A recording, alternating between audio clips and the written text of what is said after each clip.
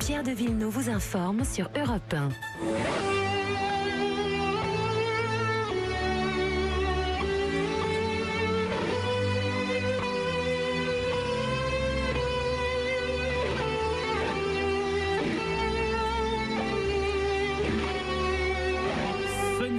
Pas un mariage comme les autres et pourtant il entre dans une tradition séculaire. Peut-être est-ce la raison pour laquelle justement il sera regardé par des milliards de téléspectateurs. Et vous, est-ce que vous allez regarder? Est-ce que ça vous passionne ou au contraire c'est tout ce que vous détestez? Vous nous le dites au 3921 et vous questionnez nos invités. Isabelle River, bonsoir. Bonsoir. Journaliste spécialisée dans les familles royales à point de vue notamment. Vous êtes l'auteur de plusieurs livres sur la royauté britannique. Bonsoir Philippe Delorme. Oui, bonsoir. Historien spécialiste de la monarchie britannique. Je tiens en main Mariage de légende à la cour d'Angleterre, de siècles d'amour et de trahison. Ça fait très bande-annonce de film, ça. It's a story of love and hatred. C'est ça, hein, aux éditions Jourdan.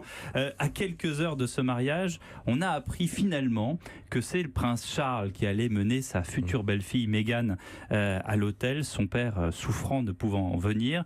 Décidément, est-ce que c'est un mariage qui casse les codes ? Alors, casser les codes, non. Enfin, le père de Meghan Markle, effectivement, a été victime de problèmes de santé. On sait que c'est un homme qui a été... Officiellement, c'est surtout un homme qui, je pense, a été fragilisé par les événements des dernières semaines, notamment cette série de photos réalisées avec l'aide d'un paparazzo américain. Voilà. Qu'il a reconnu, en fait, avoir organisé de sa propre initiative avec ce photographe. Ne souhaitant pas causer d'embarras supplémentaires à sa fille, c'est en tout cas ce qu'il a laissé entendre. Il a finalement décidé de ne pas se rendre au Royaume-Uni. Meghan aurait pu remonter la nef de la chapelle Saint-Georges seule, ou alors au bras de sa mère. Oui, dans les grandes familles. D'ailleurs, on sort du cercle windsorien. Ça aurait été un peu triste. Et puis, je pense que pour Charles, qui n'a eu que 2 fils et pas de filles, c'est un peu une occasion unique de jouer ce rôle du père qui accompagne sa fille. C'est donc un petit symbole quand même. Oui, je pense que pour lui, et puis c'est un symbole aussi d'acceptation. Ça veut dire qu'elle est acceptée par la famille Windsor au grand complet et elle entre déjà dans le cercle de famille. C'est important, oui. J'espère que c'est déjà fait parce que si on doit tout annuler 10 heures avant... Non, je veux dire, elle est acceptée par, Elle est acceptée par le communiqué précise que c'est elle qui a expressément demandé en personne au prince Charles de l'accompagner jusqu'à l'hôtel. Et c'est très justement, comme le dit Philippe, une manière aussi de rendre au prince Charles toute sa place dans l'existence de son fils. On sait que le prince Charles a longtemps été critiqué en tant que père. Est-ce que c'est pas des éléments de langage? On trouve toujours des cabinets spécialisés pour trouver ce genre de formule. Je pense que c'est aussi au-delà de ça, peut-être une manière de replacer, de donner une place au prince Charles d'une manière générale, puisque depuis quelques jours, il y a eu une réunion du Commonwealth où on a expliqué que ça serait Charles qui succéderait à sa mère à la tête du Commonwealth, ce qui n'était pas évident a priori. Donc, je pense qu'on a envie de lui donner un peu de visibilité à ce prince, entre parenthèses, depuis 70 ans, qui voudrait enfin pouvoir vivre et apparaître en plein jour. Quand je disais ça casse les codes, c'était aussi d'une manière un peu plus étendue. On vient d'entendre Brian May sur le toit de Buckingham sonner cet hymne britannique en guitare électrique solo. Ça correspond quand même bien à ce mélange des genres dans ce mariage. Isabelle River. Le mélange des genres, je ne sais pas s'il y a un mélange des genres. Ce qui est rond, qui est en rupture. Déjà, il n'y a pas tous les quartiers de noblesse et c'est pas que du sang bleu. On va peut-être commencer par là. Non, mais si vous allez par là, l'épouse du prince Édouard, la comtesse de Wessex, née Sophie Rhys-Jones, n'est pas non plus d'ascendance royale ou aristocratique. C'est pas vraiment nouveau. Là, ce qui est nouveau dans ce mariage, ce qui c'est vrai est en rupture avec la tradition, c'est par exemple le fait que la mère de Meghan l'accompagne en voiture déjà de Cliveden jusqu'à l'entrée de la chapelle Saint-Georges. C'est assez nouveau. C'est la première fois qu'on donne... Avant, c'était le père qui accompagnait la mariée en voiture, qui descendait de voiture et qui prenait le bras de sa fille et qui l'emmenait jusqu'à l'hôtel. Là, elle souhaitait aussi donner un Une rôle place. voilà, prédominant de sa depuis mère. un siècle, finalement, la monarchie anglaise ne fait que casser les codes un tout petit peu à chaque fois. On a eu... quelques exemples. Écoutez, depuis Élisabeth II, aucun membre de la famille n'a épousé un prince ou une princesse. Donc on n'est plus du tout à l'époque, au 19e siècle, où on se mariait à l'intérieur du Gotha, réduit, etc. Quand vous dites un prince, c'est un titre de prince? Ah non, carrément un prince issu d'une famille royale, généralement les familles allemandes, puisqu'il fallait en plus que le prince ou la princesse soit protestant, donc il fallait plutôt en Allemagne. Mais petit à petit, on a évolué. Au début du XXe siècle, on a commencé à épouser des membres de la haute aristocratie. La reine-mère, la mère d'Élisabeth était issue de l'aristocratie écossaise. Et puis petit à petit, on a descendu, je dirais, vers les classes moyennes, etc. Donc c'est une évolution, je dirais, assez naturelle. Aujourd'hui, une petite fille d'Élisabeth II a épousé un rugbyman, par exemple.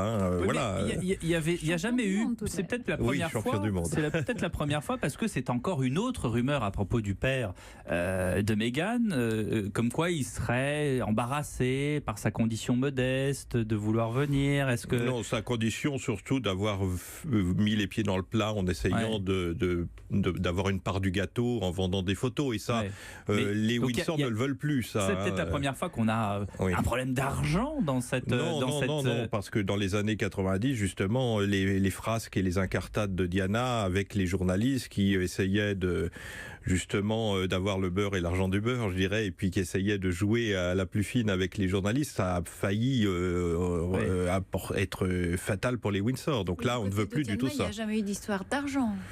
Non, mais elle essayait en tout cas d'obtenir quelque chose des journalistes en échange. Enfin, il y avait des sortes de tractations. Clairement, pendant longtemps, on a dit Meghan Markle, c'est pas le niveau entre guillemets du prince Harry, de la monarchie. Et là, clairement, il y a peut-être pas le niveau parce qu'il n'y a pas les sous derrière. Enfin, je vais être totalement Benoît dans cette histoire, mais c'est ce qui ressort un peu. Je crois que d'abord, cette jeune femme est très fière de ses origines. C'est quand même quelqu'un qui a tout au long de sa carrière d'actrice et tout au long de sa vie de femme, parce qu'elle a 36 ans. Elle a déjà une vie derrière elle, elle a eu une carrière donc de comédienne. Enfin, c'est quelqu'un qui a appris à affirmer ses convictions, à affronter les difficultés de l'existence. Elle est divorcée elle est d'origine afro-américaine. Elle a connu le rejet, le racisme. Donc au contraire, moi je pense que son entrée dans la famille royale est une preuve effectivement de l'évolution de cette famille en adéquation avec l'ouverture de la société britannique à toujours plus de diversité. Je ne crois pas que ce soit une question d'argent, parce que finalement le prince Édouard a épousé Sophie Rich-Jones, qui est aussi d'un milieu relativement modeste, je crois. Oui, Sarah Ferguson, la femme du prince Andrew, n'avait pas vraiment d'argent. Le problème là, c'est vraiment un problème, je dirais, de faux pas de la part du père et puis des demi-frères, demi-sœurs, etc., qui là se sont fait recadrer, pour parler simplement. Donc effectivement, il est opéré, c'est un peu diplomatique, mais c'est un moyen de lui faire comprendre que il ne faut pas jouer avec ça, quoi. 39-21 pour nous appeler. Une première pause dans ce fait du jour et on revient juste après. À tout de suite. Pour intervenir sur Europe 1, appelez le 39-21, 50 centimes la minute. Intermarché vous propose d'écouter le prix du week-end. Je crois que je suis enceinte. Ah bon? Pourquoi? J'ai envie de fraises. Je suis enceinte aussi alors. Dès aujourd'hui, la barquette de fraises rondes Origine France est à seulement 1,99 € et c'est seulement jusqu'à dimanche dans votre Intermarché. Intermarché, tous unis contre la vie chère. Origine France, la barquette de 500 grammes, soit 3,98 € le kilo, catégorie 1. Bonjour, c'est Laurent Deutsch. Je vous invite aujourd'hui dans le Paris d'Haussmann et dans le quotidien des Parisiens sous le Second Empire. Découvrez l'incroyable transformation de Paris en photo et suivez-moi à travers 6 itinéraires pour découvrir les grandes réalisations d'Haussmann, ce visionnaire qui a façonné le Paris d'aujourd'hui. Plongez dans le Paris d'Haussmann avec Laurent Deutsch dans un hors-série exceptionnel du Parisien. En vente actuellement dans toute la France. Nocibé.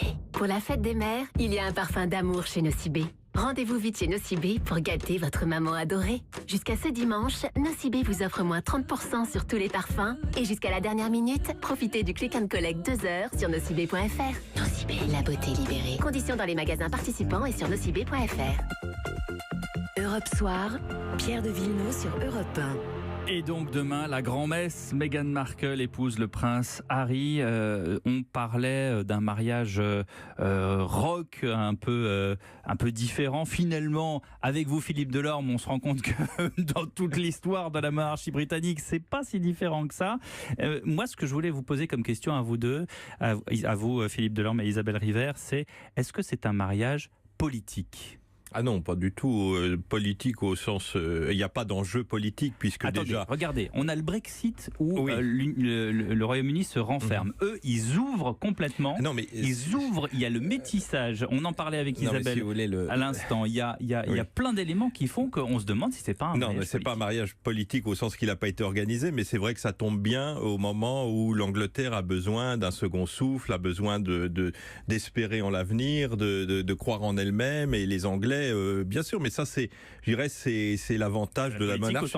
C'est l'avantage de la monarchie, c'est que justement ça permet de temps en temps, il y a eu la naissance aussi du petit prince Louis il y a quelques semaines, tout ça permet d'apporter un regain d'unité nationale, de sentiment de fraternité, etc. Louis s'appelle Louis d'ailleurs. On a entendu quand même les critiques des Britanniques qui disaient on aurait préféré I'd like to prefer Stephen or Jonathan.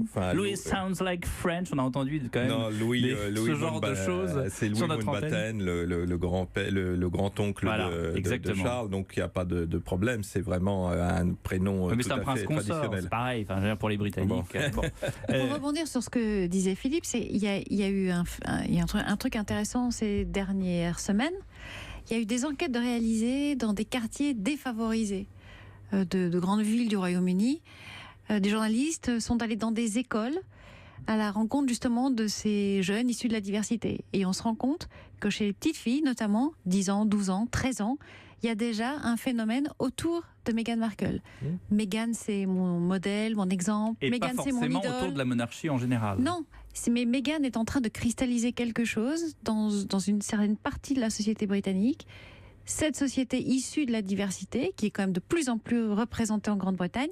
Et ça va être très intéressant à voir de quelle manière le phénomène évolue dans les années qui viennent. Donc il y a de la politique dans tout ça, je suis désolé. Oui, la politique au sens noble du terme, mais c'est vrai que Harry et Meghan vont certainement avoir un rôle au sein du Commonwealth, parce que je rappelle que la reine d'Angleterre, elle est aussi reine de 16 pays dans le monde, y compris la Jamaïque et la Papouasie-Nouvelle-Guinée, donc c'est pas 2,5 milliards d'habitants, donc c'est quand même la Grande-Bretagne n'est pas repliée sur elle-même, même si elle quitte l'Union européenne, elle respire le grand large. Donc finalement, Harry et Meghan vont certainement avoir un rôle au sein de ce Commonwealth. Et effectivement, ses origines, en partie, très très diluées, je dirais, mais africaines, vont certainement aider à promouvoir et à faire qu'on pourra, certaines personnes pourront se projeter dans elles. Peut-être ne pas montrer le Commonwealth comme cette espèce de carcan un peu ancestral et méchant. C'est-à-dire que le Commonwealth, ça a été quand même, il y a des années d'isses d'arrière. Oui, mais justement, les peuples qui y sont n'y sont pas obligés. C'est pas du colonialisme. Ça veut dire que justement... Mais il y a souvent cet amalgame. Oui, mais justement, ils ont réussi leur décolonisation à travers le Commonwealth, ce que la France n'a pas réussi. D'une certaine manière, c'est une union libre de peuples qui permet quand même de... Pas sûr de la comparaison. Voilà. Il n'y a pas vraiment eu de Commonwealth en France.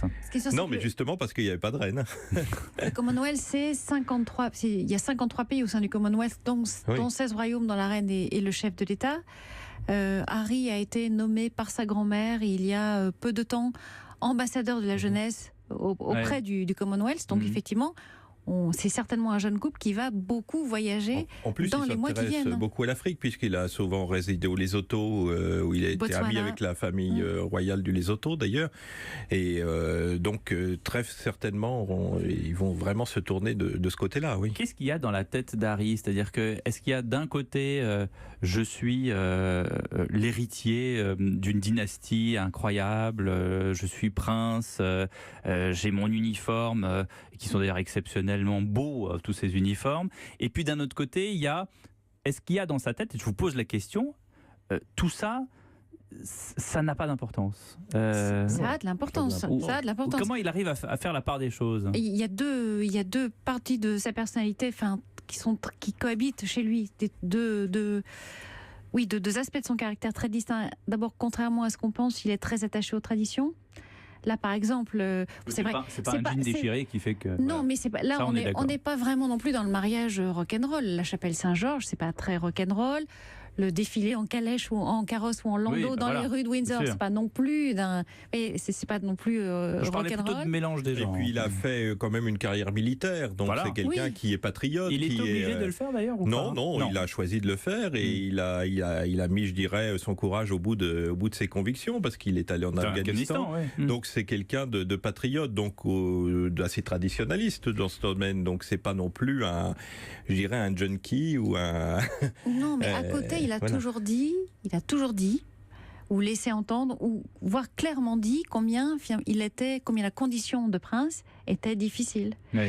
Toutes ces difficultés qu'il a eues. Le premier, c'est pas le dernier. Toutes ces difficultés qu'il a eues pour trouver l'âme sœur, par exemple, c'était toujours expliqué par le fait, mais qui voudrait de moi, qui voudrait de ma vie, qui voudrait partager cette vie-là. Question importante. Meghan Markle, ces dernières semaines, a beaucoup été comparée à Wallis Simpson.